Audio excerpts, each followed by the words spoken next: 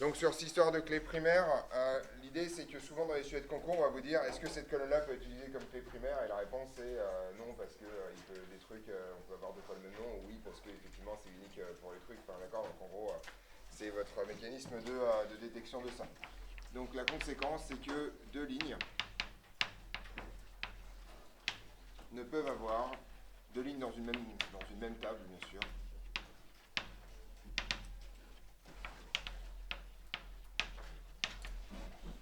Ne peuvent pas avoir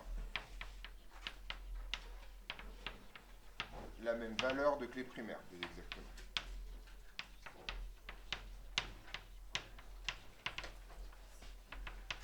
Voilà l'idée. C'est littéralement équivalent à la définition. Si je vous ai donné une définition quand même de clé primaire, non? Oui, c'est. Voilà, c'est ça. Ouais. C'est ça. D'accord, voilà. La valeur de clé primaire, c'est pas une vraie définition, mais voilà.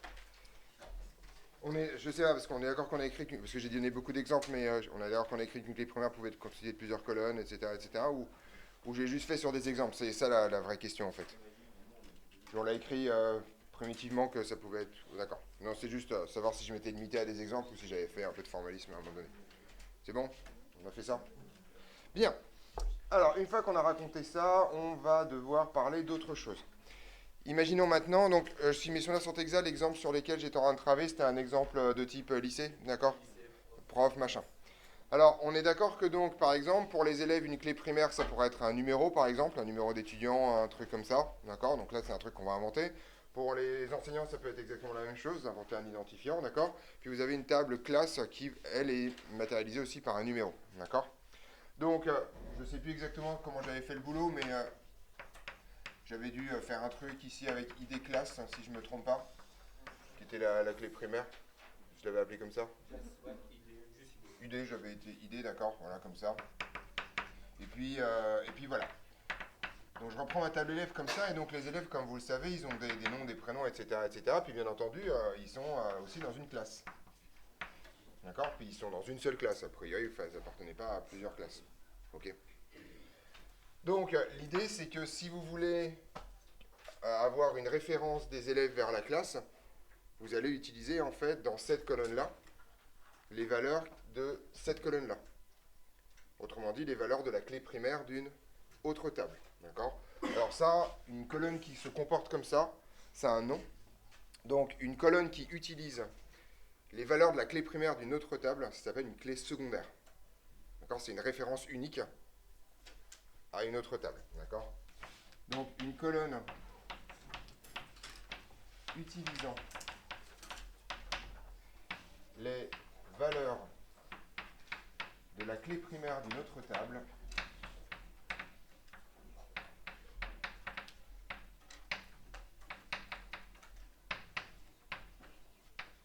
s'appelle clé secondaire. Alors à quoi ça sert une clé secondaire? Une clé secondaire, ça sert à associer de façon univoque une ligne à un élément d'une autre table. D'accord?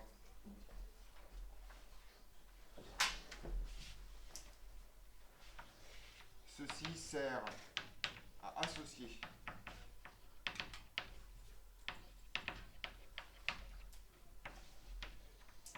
de façon univoque une ligne à une autre ligne d'une autre table.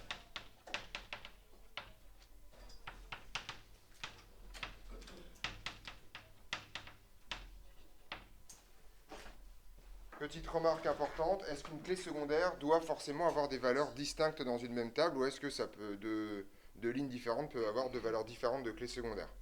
Si vous reprenez l'exemple là, c'est quasiment évident. Est-ce que grosso modo, plusieurs élèves peuvent être dans la même classe?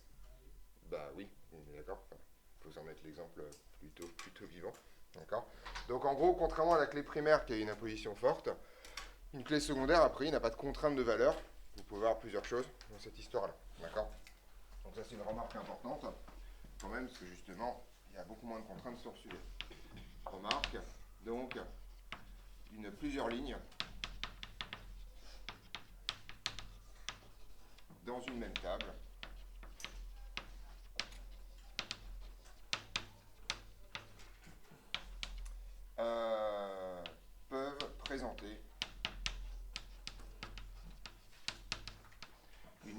de clés primaires.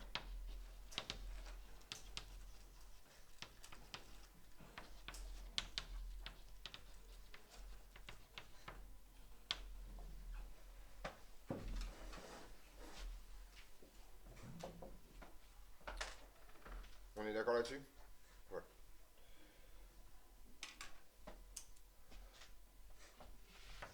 Donc si je reprends mon exemple que j'avais tout à l'heure, que j'avais la semaine dernière, alors vous allez peut-être revoir la conformité. Donc on avait cette table qui s'appelait classe, si je ne me trompe pas. D'accord? Donc il y avait par exemple ID, puis il y avait, j'en sais rien, plein d'autres trucs, quoi. Voilà. Et vous aviez par exemple la table élève, où vous aviez ID élève, d'accord? Puis vous aviez le nom, puis vous avez la classe, je fais une table vraiment minimale, d'accord? Et donc en gros, quelles sont les clés primaires dans ces tables? ID est la clé primaire de classe, ID est la clé primaire de élève, d'accord? Et est-ce qu'il y a des clés secondaires dans cette histoire? Oui, effectivement, en fait, classe, a priori, va prendre les valeurs de ID pour être sûr que vous ne trompez pas de classe quand vous désignez les choses. Donc ce truc-là, là, ça c'est une clé secondaire.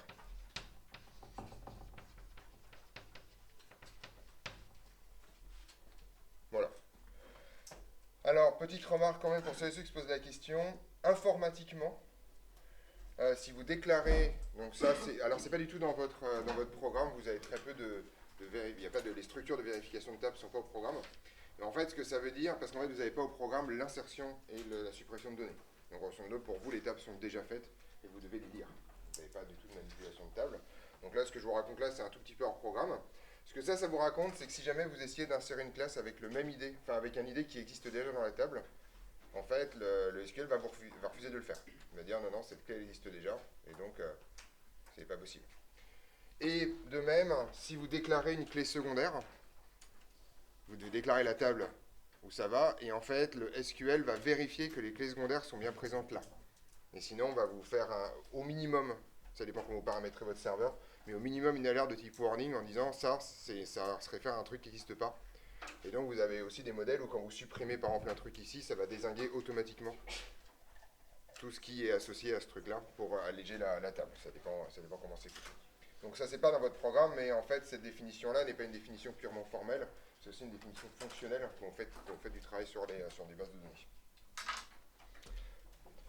Vous êtes les garants du plan, donc je ne sais pas où j'en étais. Enfin, ou plutôt comment s'appelait cette partie. Donc j'avais déjà mis le mot relation, donc je vais rester dans le même paragraphe. D'accord. C'est ça dont je vais vous parler maintenant. Alors en fait, l'utilisation des clés traduit finalement ce qu'on va appeler les relations entre tables.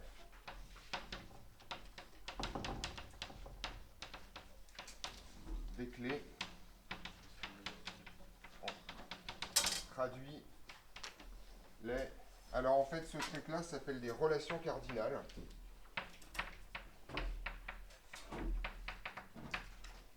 Mais au programme de AMP et de PC, le mot cardinal ne figure pas dans le programme. Donc pour vous, ça s'appelle les relations entre tables, tout simplement, ou schéma relationnel. D'accord. Égale donc relation entre tables,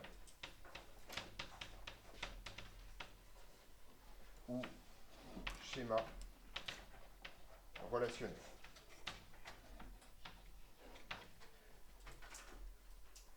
Alors, le nom, je vais faire un petit encart dans cette histoire. Le nom relation, en fait, ça c'est un truc assez bizarre parce qu'en fait, vous avez trois façons d'envisager les bases de données comme objets. Depuis le début de ce cours, moi je l'ai dit, les bases de données, c'est des tables, on est d'accord, des tableaux avec des lignes et des colonnes. Ça, c'est la version visuelle du problème et c'est quand même très très souvent la façon dans laquelle on pense à des tables, tout simplement parce que c'est la façon la plus simple de se représenter quelque chose. Grosso modo, c'est genre des feuilles Excel qui se promènent et qui se parlent un peu, quoi. D'accord, voilà. Oui, je sais, c'est mal, on n'aime pas Excel. Mais voilà. Mais bon, c'est des tableaux, quoi. En fait, il y a deux autres façons de voir les tables. Une qui nous intéressera un tout petit peu plus tard quand on fera le produit cartésien. Et donc qui est la version ensembliste du problème. Et la deuxième version, c'est une histoire de relation. En fait, et surtout à vous qui êtes des physiciens et des physiciennes quand même de base, une table, c'est une modélisation de la réalité. Donc, vous allez en fait sélectionner un certain nombre de paramètres dans la réalité que vous les représentez dans une table et bien entendu ignorer la quasi-totalité des autres paramètres qui ne vous intéressent pas. Et quand vous allez choisir de créer votre table, en fait, il faut vous poser la question de savoir, parmi les paramètres que vous avez sélectionnés, quels sont les paramètres qui sont reliés entre eux et comment ils sont reliés entre eux. D'accord ? Donc, en fait, ça vous permet de définir une table en fait, comme un ensemble de relations. Par exemple, si je reprends mon exemple avec des élèves, finalement, un élève, il a un nom, il a un prénom, il a une date de naissance, d'accord? Et donc vous avez une relation, c'est-à-dire que vous n'allez pas faire une table nom, une table prénom, une table date de naissance, puisqu'en fait, pour un seul élève, tout ça, c'est les renseignements d'un même objet, d'accord? Par contre, comme un élève peut avoir plusieurs options, par exemple, eh ben, vous n'allez pas mettre ça dans la même table. On est d'accord là-dessus? Donc ça, c'est ce qu'on appelle les relations, c'est-à-dire parmi tous les paramètres et toutes les grandeurs, si on parle en termes physiques du terme, que vous voulez stocker dans votre table, vous vous posez la question de savoir quelle est la relation entre elles, c'est-à-dire en fait à combien d'objets appartient telle caractéristique, ou comment ces deux caractéristiques sont reliées, est-ce que c'est une relation multiple ou est-ce que c'est une relation unique. D'accord ? Alors, on peut se poser plein de questions dans tous les sens, mais en fait, finalement, ce dont on va se rendre compte, c'est que les tables représentent donc des objets qui vont avoir des caractéristiques, et ce qui va nous intéresser, c'est quelles sont les relations qu'il y a entre les différents objets.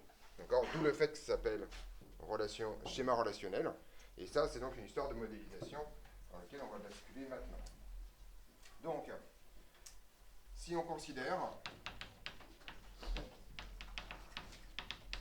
qu'une table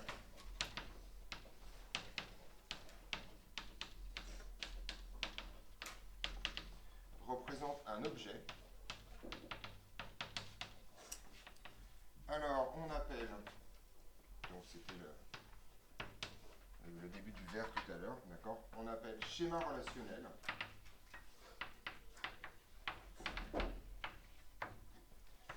les relations entre les diverses tables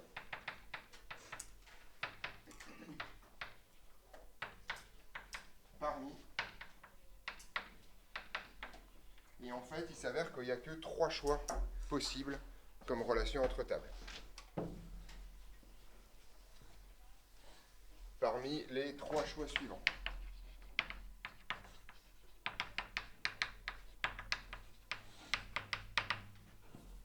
Alors, le premier choix, c'est ce qu'on appelle une relation 1-1. D'accord ? Alors, en fait, je vais d'abord mettre un truc comme ça. Table 1, table 2, donc vous avez 2 tables, d'accord ? Et le premier choix, c'est ce qu'on appelle la relation 1-1. Comme ça. Alors, il peut y avoir plusieurs notations, il peut y avoir des flèches, il peut y avoir une virgule, il peut y avoir un machin. Ce qui compte, c'est le début et la fin. D'accord ? Une relation 1-1, ça signifie qu'il y a un élément de la table 1, c'est-à-dire une ligne de la table 1, est forcément associé à un unique élément de la table 2. D'accord ? Autrement dit que ces trucs-là décrivent le même objet, ou en tout cas les caractéristiques différentes du même objet. D'accord ? Donc ça veut dire à chaque ligne de la table 1 correspond une unique ligne de la table 2 et inversement. Voilà. Alors, on va en reparler après. Ce schéma relationnel, en pratique, il n'existe pas, ou très peu en tout cas, il n'existe pas pour des raisons... il peut exister pour des raisons d'optimisation de table, mais absolument pas pour des raisons de fond. D'accord ? C'est un peu le schéma 1. Par exemple, imaginez que je stocke dans une table votre nom et votre prénom et que je stocke dans une autre table, j'en sais rien moi, votre date de naissance et, je sais pas moi, le nombre de frères et sœurs que vous avez. D'accord ? Vous voyez que ça, comme c'est un élève et un élève de toute façon, ça se parle. On est d'accord là-dessus ? Voilà. Ça c'est le premier schéma relationnel. Le deuxième schéma relationnel, c'est pas très compliqué, c'est un N. Un N, ça signifie qu'à un élément de la table 1, peuvent être associés plusieurs éléments de la table 2, d'accord, mais que par contre, à un élément de la table 2 n'est associé qu'un élément de la table 1. D'accord ? Voilà. Vous voyez que les trucs sont très parlants quand même. Un N, alors où il y a 2 notations, c'est soit un N, soit un étoile. Voilà. Donc ça veut dire que à un élément de la table 1 peuvent correspondre... Alors, c'est un peu, hein. Il peut y en avoir que un par accident, d'accord? Mais après, il peut y en avoir plusieurs. Peut correspondre plusieurs éléments de la table 2, mais à un élément de la table 2 ne correspond qu'un élément de la table 1. La table 2 ne correspond qu'un élément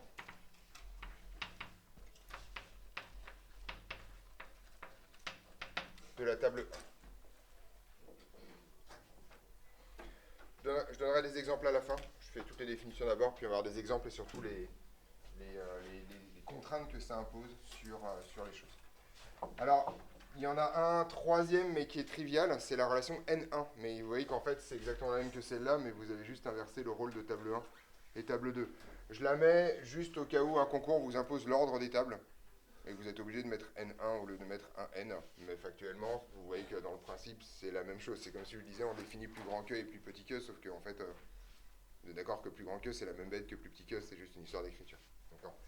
Donc, N1 ou étoile 1 qui est symétrique de la précédente. Voilà. Donc celle-là, on s'en fout. Voilà. Et si vous avez suivi la logique, quelle est la dernière relation? C'est NN ou étoile-étoile, qui vous dit qu'en fait, à plusieurs éléments de la table 1 peuvent être associés plusieurs éléments de la table 2, et inversement. D'accord? Voilà. Alors, NN ou étoile-étoile, qui vous raconte qu'à plusieurs éléments, à un élément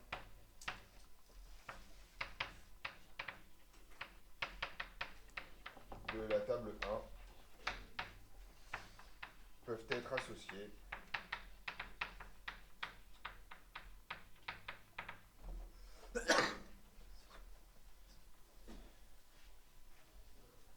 plusieurs éléments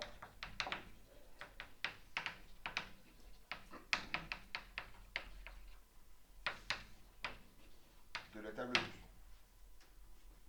Voilà, d'accord? Alors, je vais prendre un exemple de base, de database, non pas complet, mais un peu le même genre d'esprit, d'accord?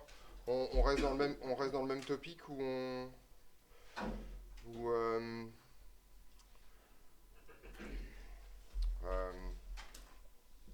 bon, on va rester dans le même topic, ça sera plus simple, d'accord? Donc, prof-élève, je pense à des tables que vous comprenez bien, d'accord? Donc, on est parti.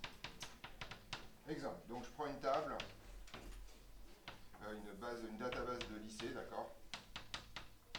Et donc on va faire les tables suivantes, c'est pas extrêmement compliqué. Donc vous avez une table classe, d'accord? Vous avez une table élève. Vous avez une classe. Alors je vais faire 4 tables, d'accord?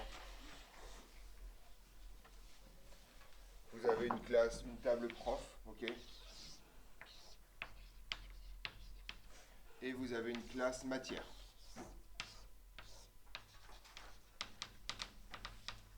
D'accord, grosso modo, qui vous raconte le cursus des gens. On est d'accord là-dessus? Voilà, bon. Ok. On suppose que chaque table a son identifiant et sa clé primaire propre pour que ça fonctionne bien. Ouais.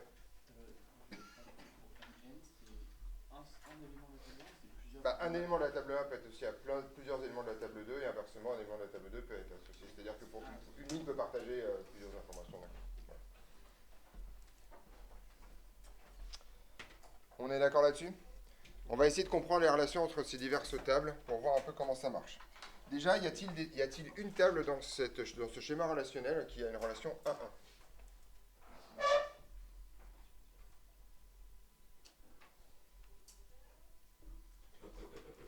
Bah, en fait, non, parce qu'un élève, bien sûr, n'appartient qu'à une seule classe. Mais une classe, par contre, concerne plusieurs élèves. D'accord? Donc, a priori, ça, c'est pas possible. D'accord? Alors, en fait, quand vous pondez une table naturellement, il n'y a pas de relation 1-1 dans une table.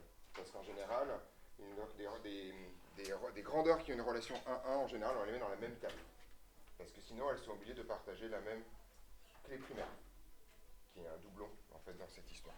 Donc ça, je vais quand même l'écrire. Dans cette histoire, en général, on n'a pas de relation 1-1.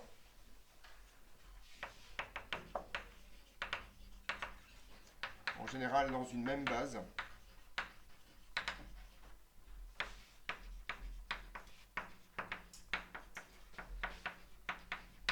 on n'a pas de relation 1-1. Ces données sont réunies dans une même table.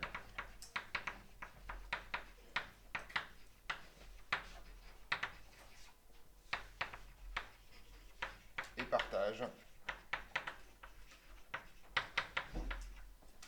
la même clé primaire. Est-ce que vous connaîtriez quand même une situation, qui d'ailleurs fait sauter une des précautions que j'ai prises ici, où pourrait y avoir une relation 1-1 entre deux tables? C'est un truc que vous utilisez probablement très régulièrement sans vous en rendre compte. En fait, est-ce qu'il y a des gens parmi vous qui ont un compte Google? Une adresse Gmail, quoi, globalement, mais un compte Google. Est-ce que vous avez déjà utilisé le fait de vous inscrire ou de vous connecter sur des différentes applications avec directement votre compte Google, d'accord? Ça, c'est une relation 1-1. En gros, à chaque fois, c'est le même utilisateur, sauf que vous ne partagez pas les mêmes informations. Et comme vous ne partagez pas les mêmes informations, vous avez une table par application qui vous raconte que c'est vous. Votre identifiant unique, c'est votre adresse mail Gmail, d'accord? Qui se fait bisous comme ça. Et puis sinon, en fait, vous avez... donc ça, c'est une vraie relation 1-1, mais en fait, c'est pas dans une même base. Donc très souvent, les relations 1-1, c'est quand vous avez des bases différentes qui stockent des données différentes pour le même objet. Donc par exemple, dans l'administration, si vous utilisez, et je pense que vous devez utiliser ça déjà à votre âge, le truc France Connect par exemple, ou l'identité numérique de la Poste, c'est exactement ce dont on parle. C'est-à-dire que tous les services vont stocker des renseignements différents sur vous en fonction de ce dont ils ont besoin, d'accord? Mais vous partagez un identifiant unique sur cette espèce de truc. Si vous colliez toutes les tables ensemble, vous n'aurez qu'une seule gigantesque table avec plein de colonnes différentes. Mais bien entendu, les impôts ont accès à des informations qui n'intéressent pas forcément, je ne sais pas moi, la Poste, je sais pas, votre club de sport, local, ce genre de conneries, d'accord? Enfin voilà, théoriquement, c'est le partage d'informations. Donc, en pratique pour vous, en concours, en théorie, vous n'êtes pas censé voir une relation 1-1. Puisque, factuellement, on vous présente des tables qui sont en général bien faites, et on n'a en général pas de raison de séparer deux tables entre elles comme ça sur des formats aussi petits. Une autre raison de séparer des tables, mais c'est extrêmement faible, c'est quand vous stockez un nombre de renseignements extrêmement grand sur des individus dont vous avez rarement besoin. Autrement dit, vous avez un truc long comme le bras, et vous préférez avoir une table avec un peu moins de colonnes quand vous faites du fonctionnement courant, et ensuite vous allez chercher les trucs. C'est pas très utile parce que ce qui est très gourmand dans une table, c'est pas le nombre de colonnes, c'est le nombre de lignes, majoritairement. Tout simplement parce qu'en fait, une table, pour vous donner des ordres de grandeur, une table avec 1 million de lignes, c'est un truc hyper courant. Une table avec 1 million de colonnes, il faut quand même se lever tôt le matin.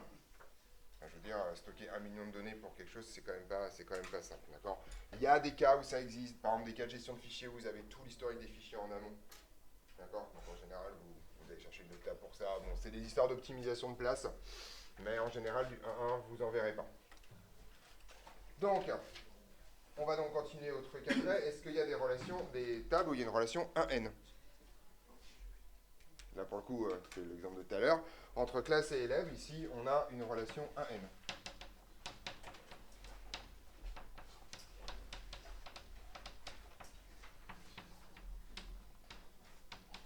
Alors, pour être bien sûr de quoi on parle, on raconte ça. On a une relation, et moi je vais l'écrire, donc je vais écrire ça, classe 1, N, élève. Donc on l'écrit comme ça. À une classe est associé N élèves, d'accord? Voilà. Et par contre, à élève est associé une classe. D'accord. Donc c'est l'histoire. Okay. On est d'accord? Voilà. Alors, ce qui est important dans cette histoire, c'est surtout la chose suivante. Qu'est-ce que ça implique comme conséquence sur la table élève?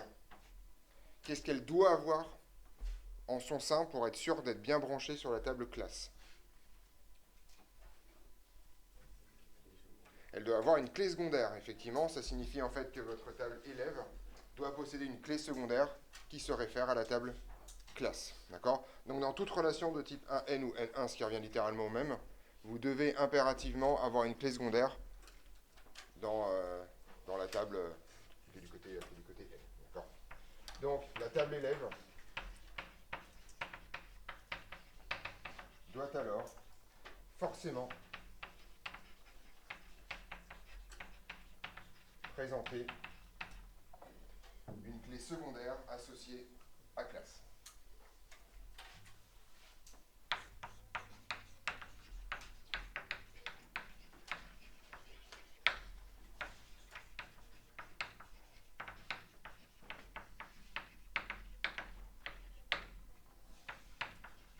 Alors, on peut vite remarquer que ce genre de questions, c'est des questions récurrentes dans les sujets de concours. On vous dit, voilà, on vous présente telle table, on vous fait un baratin de 2 pages pour vous expliquer toutes les tables, comment elles fonctionnent, tous les machins et tout. Et on vous dit, est-ce que ça peut être une clé primaire, est-ce que c'est une clé secondaire, quelle est la relation entre ces tables-là, et expliquer pourquoi ça marche bien, enfin, etc. etc. D'accord. Il est rarissime, enfin, en tout cas, je n'en ai pas croisé. J'ai fait, je ne sais pas si vous en avez parlé, mais j'ai aspiré tous les sujets de SQL de concours depuis 10 ans. Genre, tant en filière MP qu'en filière PC, je trouve que ça va être votre planche de télé. Voilà, d'accord, 18 pages, ça va être propre. Et donc, j'ai jamais vu une table mal faite, en tout cas. D'accord. Oui. Doit alors forcément présenter une clé secondaire. Donc, en général, les tables sont bien faites et on vous demande de vérifier qu'elles sont bien faites plus que de choses. De toute façon, vous n'avez pas accès dans votre programme à des modifications de table et encore moins à des insertions de données dans les tables et encore moins à des modifications de structure de table. D'accord. Donc, globalement, en général, c'est bien foutu. Voilà. Il manque peut-être des renseignements à la présentation, mais les tables sont en général en schéma relationnel correctement faites. On est d'accord là-dessus? Qu'est-ce qu'on peut... Et alors maintenant, parmi toutes les tables que j'ai dessinées, j'en ai effacé 2, mais c'est pas grave. Qu'est-ce qu'on peut avoir comme tables qui ont une relation NN? Ouais. Prof matière, non. Prof matière, c'est... Bah, si, bah, moi, si, mais oui. Bah, en fait, oui, effectivement. Oui, effectivement. En théorie, non, mais en pratique, oui. D'accord, voilà. Ouais. Prof élève, c'est la plus au minimum, voilà. Mais je suis d'accord que prof matière, techniquement, effectivement, c'est vrai que c'est une relation NN, d'accord. En tout cas, on doit le prévoir si jamais on veut être souple. C'est surtout ça l'idée. Vous voyez, cette conversation, elle est intéressante. C'est que si vous décidez que prof matière, c'est une relation AN, un cas comme le mien n'est pas gérable par la database, quoi. Voilà. Parce que je parle de physique au départ, pour ceux qui n'ont pas suivi l'histoire. Par contre, prof-élève, c'est évident, d'accord. Vous avez plusieurs profs, on a plusieurs élèves. Voilà, jusque-là, tout va bien, d'accord. Donc, ça, c'est vraiment la relation de base. C'est assez courant, et on va voir un peu ce qui se passe.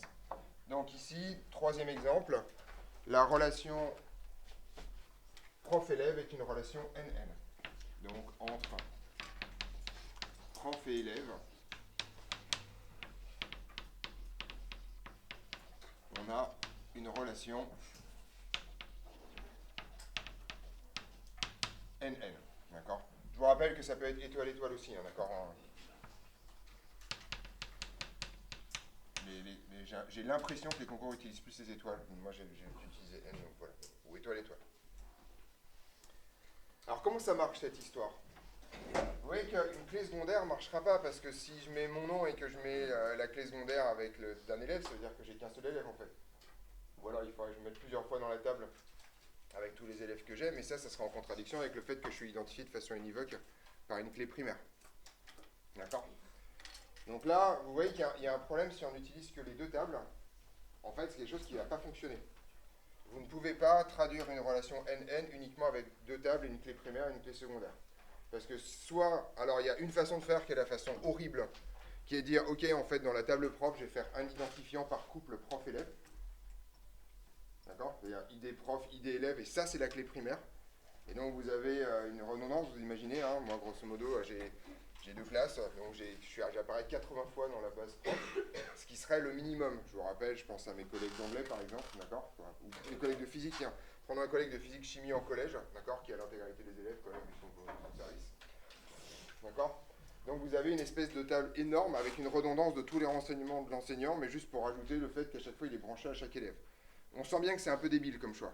On est d'accord que le but du jeu c'est d'éviter surtout les redondances, et donc c'est-à-dire si vous voulez par exemple updater une information sur l'enseignant, il faut updater l'intégralité des lignes où il est associé aux élèves. Quand les élèves changent d'année, c'est un cauchemar parce qu'il faut tout virer et tout recommencer. D'accord. Autrement dit, les profs sont détruits avec leurs élèves. Donc, c'est triste, mais théoriquement on est un peu plus petit que vous. Voilà. Donc ça va pas.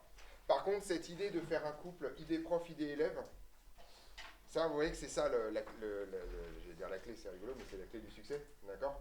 En gros, en fait, il faut lister ça, cette association entre la clé primaire d'un enseignant et la clé primaire d'un élève.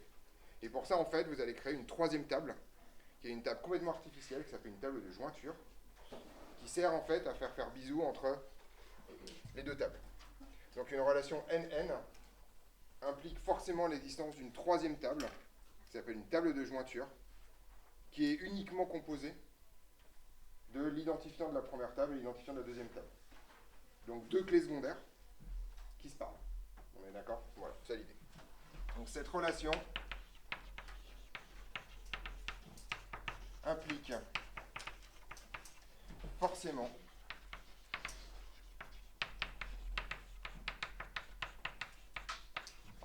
l'existence d'une table,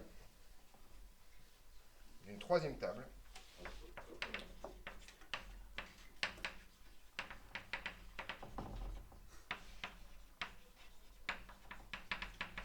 dite de jointure. D'accord? Donc c'est comme ça qu'on appelle ça. C'est une table de jointure.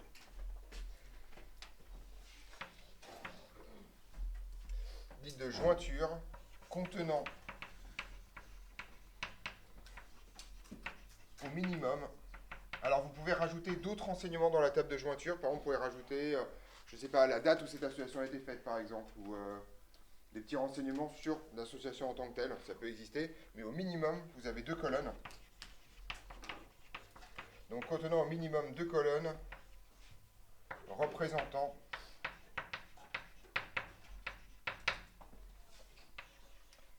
les clés des deux tables à joindre.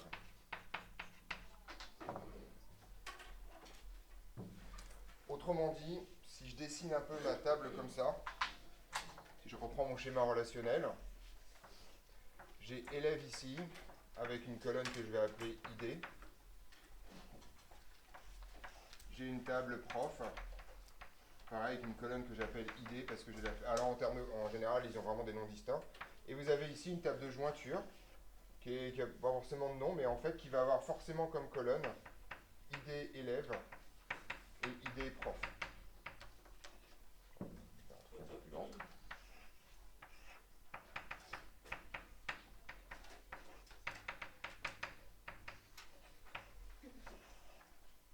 Qui branche de façon univoque les associations élèves-prof, d'accord? Vous comprenez comment ça fonctionne? Oui. Est-ce que pour la table de jointure, on peut prendre la table classe ou pas? La table... on pourrait... Alors, si on prend élève-classe... Alors, élève-classe ou prof-classe? Pour faire élève. Alors, élève-classe, il n'y en a pas besoin parce que c'est une relation 1N. Mais pour relier élève et prof, on peut pas utiliser la classe. Alors ça fait partie des choses dangereuses, mais c'est possible. Si tu sens que la relation passe uniquement par les classes, ça marche. Donc tu fais prof-classe, classe-élève, et effectivement, tu passeras par là pour faire ça. C'est ce qu'on fait en général par ailleurs, structurellement. D'accord? Parce qu'il y a une vraie structuration. C'est plus compliqué que ça. En fait, ça, j'adore ce genre de discussion parce que c'est hyper intéressant. Dans une gestion traditionnelle d'un enseignement d'un lycée, c'est-à-dire je parle d'il y a 20 ans, l'association prof-classe et classe-élève est une association qui marche hyper bien. D'accord? Depuis qu'on a inventé un truc incroyable dans l'éducation qui s'appelle la mise en barrette, vous savez en fait que quand vous suivez une option, en fait vous êtes mélangé entre classes face à un enseignant qui grosso modo parle à ce qu'on appelle des groupes classes. D'accord? Et là tout d'un coup l'association prof-classe-élève commence à devenir relativement merdique. C'est la raison pour laquelle, et comme ça fonctionne comme ça au départ, ça a des conséquences plus ou moins désagréables. C'est la raison pour laquelle peut-être dans votre scolarité au lycée ou au collège, vous avez reçu des mails par exemple de profs qui envoient à tous les élèves des classes dans lesquelles ils enseignent, mais que vous n'avez jamais croisé. Parce que vous ne suivez pas telle option, vous ne suivez pas machin chose. Donc par exemple, je sais pas, vous suiviez probablement l'option maths en terminale, mais vous receviez des mails de l'option SVT parce que le prof de SVT avait des élèves dans votre classe et que ce n'est pas les groupes classes qui sont définis, mais les classes. D'accord? D'où le fait que quand on fait le pari d'un schéma associatif, si ce pari devient mauvais à terme, on peut avoir des trucs qui fonctionnent pas terriblement à cause de ce genre de bêtises. D'accord? Voilà.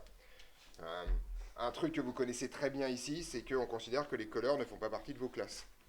Donc vous ne pouvez pas les contacter, structurellement. Et donc en fait, grosso modo, c'est encore plus drôle. Ça veut dire que depuis qu'on se plaint de ça, le secrétariat tous les ans maintenant met les colleurs en tant que prof de vos classes. Sauf que quand on a des discussions internes entre enseignants de la classe, si on choisit enseignant de la PC par exemple, il y a tous les colleurs qui sont arrosés. Chose qu'on n'a peut-être pas forcément envie d'avoir si on veut avoir une discussion interne.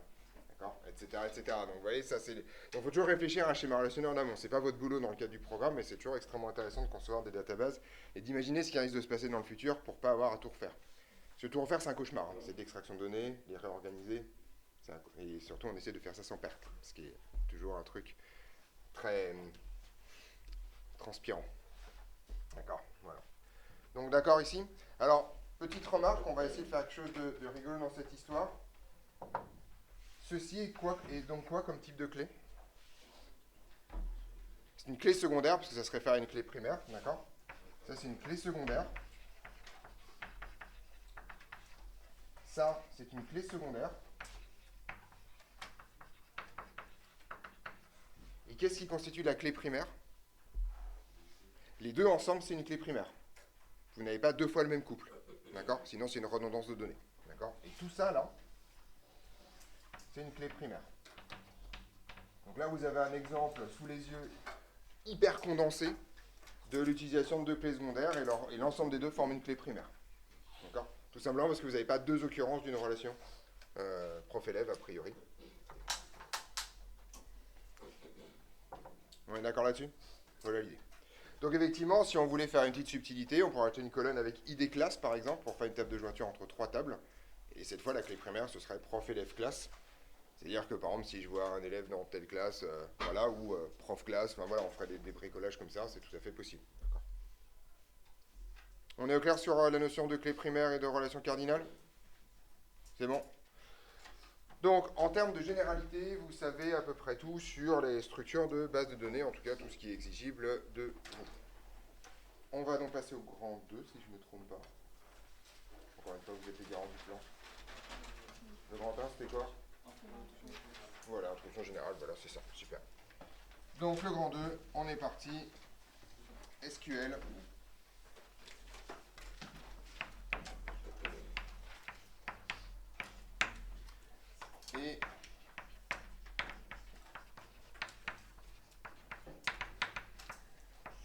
Et on va parler de la notion de requête. D'accord? Voilà.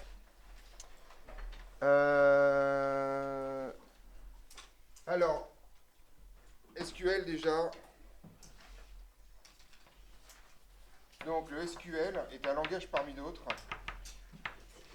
Est un langage parmi d'autres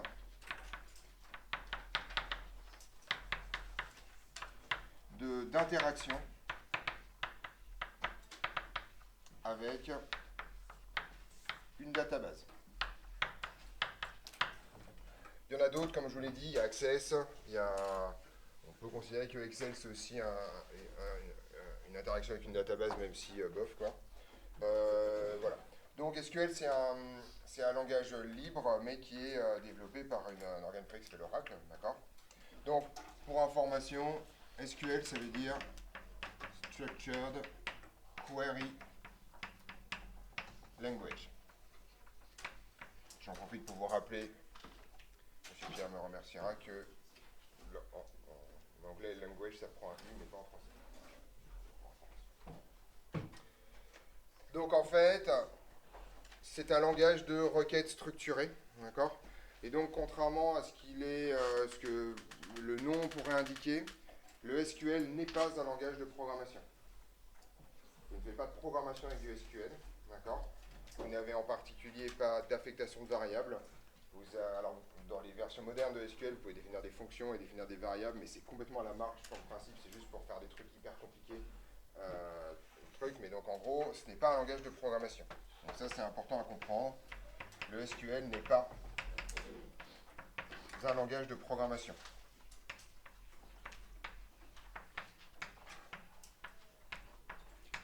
À l'instar de Python ou d'autres langages. Donc juste en fait, le SQL, vous produisez des requêtes, d'accord? Et ça, c'est vraiment la base de tout. Le SQL, en fait, consiste en requêtes qui vont produire à partir d'une database donnée ou à partir d'un ensemble de tables, une nouvelle table. Donc toute requête SQL produit in fine une nouvelle table, avec des colonnes et des lignes. Ça vous raconte que le SQL est un langage récursif, autrement dit que vous pouvez toujours appliquer une requête SQL sur le résultat d'une requête SQL, en les imbriquant les uns dans les autres. C'est rarement ce que vous allez faire, mais c'est quand même important. Le SQL est constitué de requêtes qui, à partir d'un ensemble de tables,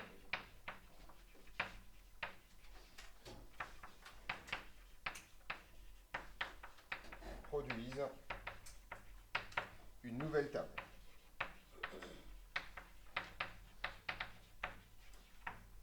Voilà, ça y est. Oui. Requête. Requête. C'est du français mal prononcé comme d'habitude. C'est le verbe quérir, requérir, enfin voilà.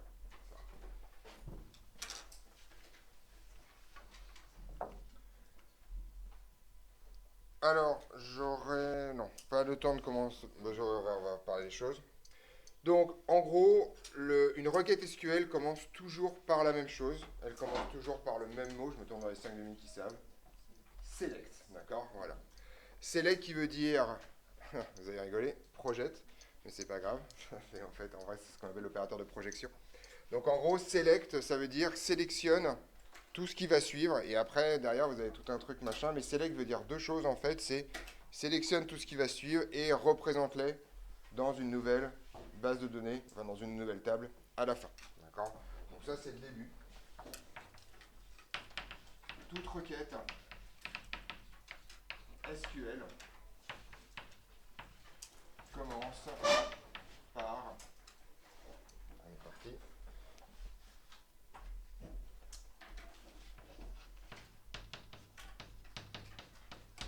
select, et puis ensuite il y a la suite qui se balade derrière. Alors, je vais profiter des 5 minutes que j'ai pour dire ça, comme ça ce sera fait. Alors, le SQL est un langage insensible à la casse. Mais traditionnellement, les requêtes SQL, les mots-clés du langage sont écrits en majuscules et les données et les noms des tables et les noms des colonnes sont écrits en minuscules. C'est un usage traditionnel. Vous pouvez faire ce que vous voulez en fait en vrai, mais traditionnellement c'est comme ça qu'on fait pour que les trucs soient un peu plus lisibles. D'accord. Donc théoriquement, on ne peut pas vous sanctionner si vous ne respectez pas ça. Parce que ça marche quand même. Contrairement à Python où si vous passez de la minuscule à la majuscule. Voilà. Donc, le SQL est insensible à la casse.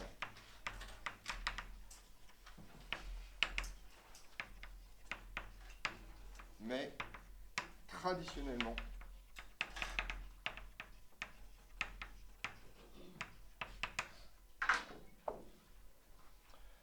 les mots-clés sont en majuscules.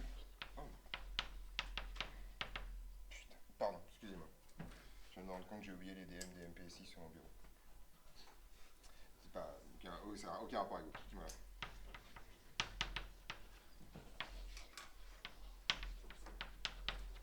Donc les mots-clés sont en majuscules et les noms de colonnes en minuscules.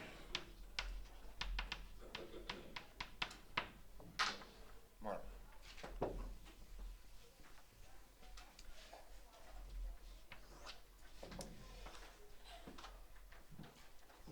Alors, il me reste une minute. Je vais vous donner la requête la plus simple, simple au sens la plus courte que vous puissiez écrire en SQL, qui ne sert pas à grand chose, mais au moins qui existe, d'accord.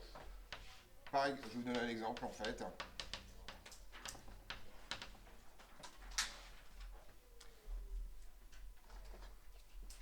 Donc on y va. Si j'écris select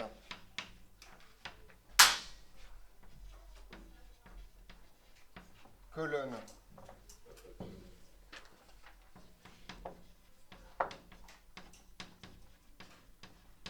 from table, voilà, d'accord. Alors, je vais faire plusieurs remarques là-dessus. Donc, Ou, alors ça c'est un truc générique. Quand j'écris des trucs entre brackets comme ça, là, d'accord? Enfin, ça s'appelle comme ça, voilà, entre ça, là. Ça veut dire qu'il faut le remplacer par un nom de colonne. Sans guillemets, sans rien. D'accord? C'est bon, vous comprenez ce que ça veut dire? Voilà. Donc, ça désigne un nom de colonne. Et, à votre avis, c'est quoi, table? Ça désigne un nom de table. Voilà, vous êtes fort. Un nom de table.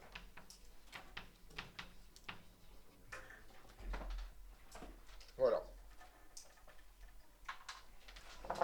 Et bien, ce truc-là, qu'est-ce que ça fait? Ça vous crée une table. Donc, ce truc-là crée une nouvelle table qui n'a pas de nom, hein, d'accord? Donc, en fait, en vrai, pour vous, ça va l'afficher. Puis après, si vous avez un logiciel de traitement de données derrière, vous pouvez faire des choses avec. Créer une nouvelle table. Si vous comprenez comment ça marche, vous pouvez même deviner ce que ça va être, en fait. Créer une nouvelle table qui va avoir quoi? Uniquement, en fait, qui va avoir qu'une seule colonne, qui est le nom de la colonne que vous avez mis ici. Voilà, c'est tout. Créer une nouvelle table ne contenant que les valeurs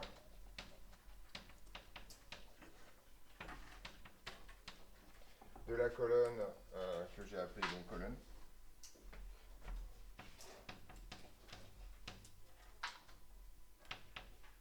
De la table originelle.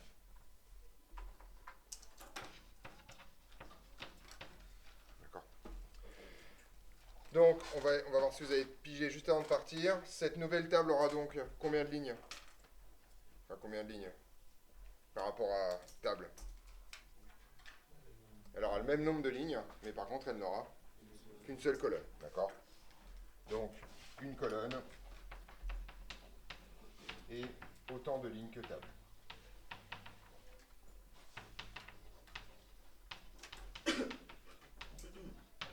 Alors, c'est plus au programme, mais select, c'est pour ça que select s'appelle une projection. C'est comme si, dans un espace vectoriel, vous choisissiez que une direction donnée. D'accord? C'est une projection dans un vecteur, vous projetez dans une colonne. Sproch. D'accord? Faites attention quand même, cette nouvelle table n'a donc a priori plus de clé primaire. Si vous avez sélectionné un truc, bon après, il n'y a pas de problème. Donc il y a des choses que vous ne pouvez pas faire avec ce nouveau truc, mais ça c'est un peu annexe. On reverra, alors je vous rappelle que la semaine prochaine vous avez un DS.